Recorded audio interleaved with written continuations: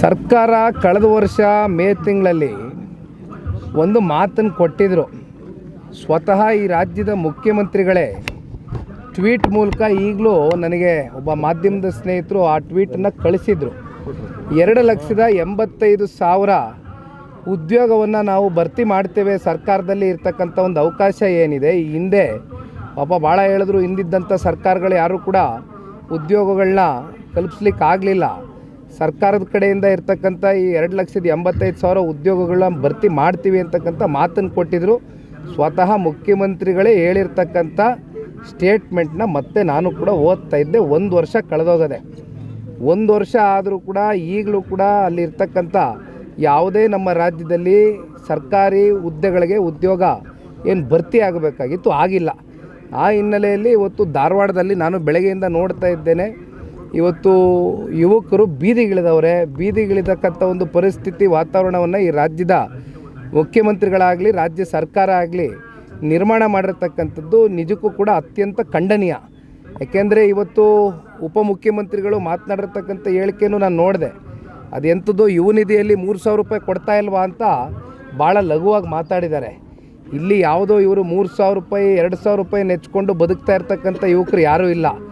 ಸ್ವಾಭಿಮಾನದ ಬದುಕು, ಸ್ವಾವಲಂಬಿಗಳಾಗಿ ನಿಂತು ಅವರ ಸ್ವಂತ ಕಾಲ ಮೇಲೆ ದುಡಿತಕ್ಕಂಥದ್ದಕ್ಕೆ ಉದ್ಯೋಗ ಸೃಷ್ಟಿ ಮಾಡಬೇಕಾಗಿರ್ತಕ್ಕಂಥದ್ದು ಸರ್ಕಾರಗಳ ಜವಾಬ್ದಾರಿ, ಅವ್ರ ಕರ್ತವ್ಯ. ಜೊತೆಯಲ್ಲಿ ಮುಖ್ಯಮಂತ್ರಿಗಳಾದಿಯಾಗಿ ಮಾತು ಕೊಟ್ಟಿದ್ದರು, ಆದರೆ ಕೊಟ್ಟ ಮಾತಂತೆ ಯಾವುದೂ ಕೂಡ ಉಳಿಸ್ಕೊಂಡಿಲ್ಲ, ಮಾತು ತಪ್ಪಿದ್ದಾರೆ. ಹಾಗಾಗಿ ಇವತ್ತು ಯುವಕರು ಬೀದಿಗಿಳಿದಿದ್ದಾರೆ. ಅಂತಿಮವಾಗಿ ಧಾರವಾಡದಲ್ಲಿ ಏನು ಇವತ್ತು ಈ ಪ್ರತಿಭಟನೆ ಹೋರಾಟ ಶುರುವಾಗಿದೆ, ಬಹುಶಃ ಈ ಒಂದು ಯುವಕರ ಕಿಚ್ಚು ಇಡೀ ರಾಜ್ಯ ವ್ಯಾಪ್ತಿ ಮುಂದಿನ ದಿನಗಳಲ್ಲಿ ಭಾಳ ದೊಡ್ಡ ಮಟ್ಟದಲ್ಲಿ ಹತ್ತುರಿತಕ್ಕಂಥದ್ರಲ್ಲಿ ಯಾವುದೇ ಸಂಶಯ ಇಲ್ಲ. ಅದಕ್ಕಿಂತ ಮುಂಚಿತವಾಗಿ ಈ ರಾಜ್ಯ ಸರ್ಕಾರ ಎಚ್ಚೆತ್ಕೊಂಡು ಈ ಕೂಡಲೇ ಏನು 2,85,000 ಭರ್ತಿ ಮಾಡ್ತೀವಿ ಸರ್ಕಾರದ ಹುದ್ದೆಗಳನ್ನ ಅಂತೇಳಿದರು, ಅದನ್ನು ಮಾಡ್ತಕ್ಕಂಥದ್ದು ಸೂಕ್ತ. ಸಿದ್ದರಾಮಯ್ಯನವರು ಒಂದು ಟ್ವೀಟ್ ಮಾಡಿದ್ದಾರೆ ಸರ್, ದೇವೇಗೌಡರು ಕುಮಾರಸ್ವಾಮಿ ಅವರು ಸ್ವಜಾತಿ ವಿರೋಧಿ ಒಕ್ಕಲಿಗ ನಾಯಕರನ್ನ ಯಾರನ್ನೂ ಕೂಡ ಬೆಳೆಸ್ತಿಲ್ಲ ಅಂತೇಳಿ ಒಂದು ಅಕ್ಷರ ಪಟ್ಟಿಯನ್ನು ಹಾಕಿ ಟ್ವೀಟ್ ಮಾಡಿರುವಂಥದ್ದು ಸರ್. ನಾನು ಅವ್ರ ಟ್ವೀಟನ್ನು ಬಹಳ ಸೂಕ್ಷ್ಮ ಗಮನಿಸಿದ್ದೇನೆ. ಅವರು ಹೇಳಿರ್ತಕ್ಕಂಥ ಪ್ರತಿಯೊಂದು ಅಂಶನೂ ಕೂಡ ಓದಿದ್ದೀನಿ. ಬಹುಶಃ ಅವರೇ ಒಂದಷ್ಟು ಹೆಸರುಗಳನ್ನು ಕೂಡ ಪ್ರಸ್ತಾವನೆ ಮಾಡಿದ್ದಾರೆ ಅವ್ರ ಟ್ವೀಟಲ್ಲಿ.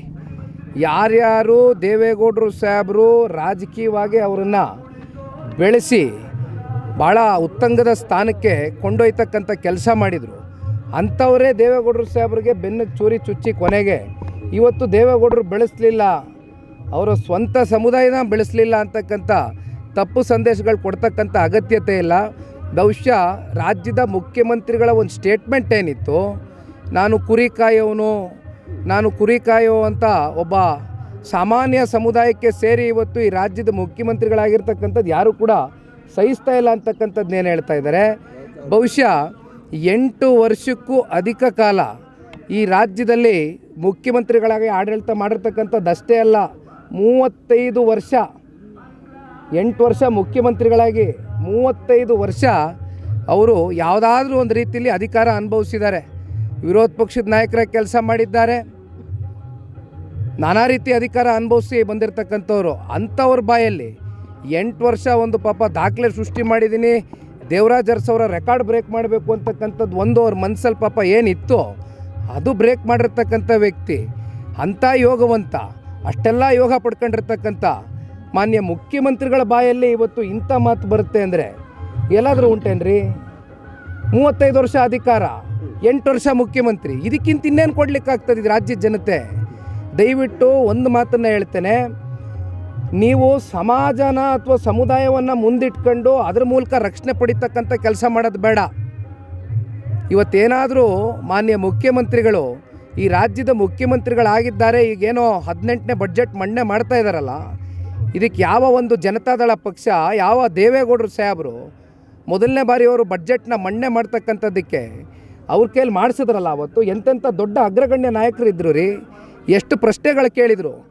ಅವತ್ತು ಸಿದ್ದರಾಮಯ್ಯನವ್ರ ಕೈಯಲ್ಲಿ ಇಲ್ಲ, ಇವರು ಬೆಳಿಬೇಕು, ಎಲ್ಲ ಸಮುದಾಯದವರು ಬೆಳಿಬೇಕು, ಸಾಮಾಜಿಕ ನ್ಯಾಯ ಸಾಮಾಜಿಕ ಬದ್ಧತೆ ಅಂತಕ್ಕಂಥ ಚಿಂತನೆಯಿಂದ ದೇವೇಗೌಡರು ಸಾಹೇಬರು ಅವತ್ತು ಅವ್ರ ಕೈಯಲ್ಲಿ ಬಡ್ಜೆಟ್ ಮಂಡನೆ ಮಾಡಿಸಿದ್ರಲ್ಲ, ಅವತ್ತು ದೇವೇಗೌಡರು ಸಾಹೇಬರು ಬಡ್ಜೆಟ್ ಮಂಡನೆ ಮಾಡಿಸದೇ ಹೋಗಿದ್ರೆ ಇವತ್ತು 18ನೇ ಬಡ್ಜೆಟ್ ಮಂಡನೆ ಮಾಡೋಕ್ಕಾಗದ ಮಾನ್ಯ ಮುಖ್ಯಮಂತ್ರಿಗಳು? ಇತಿಹಾಸ ತಿಳ್ಕೊಂಡು ಮಾತಾಡೋಣ ದಯಮಾಡಿ.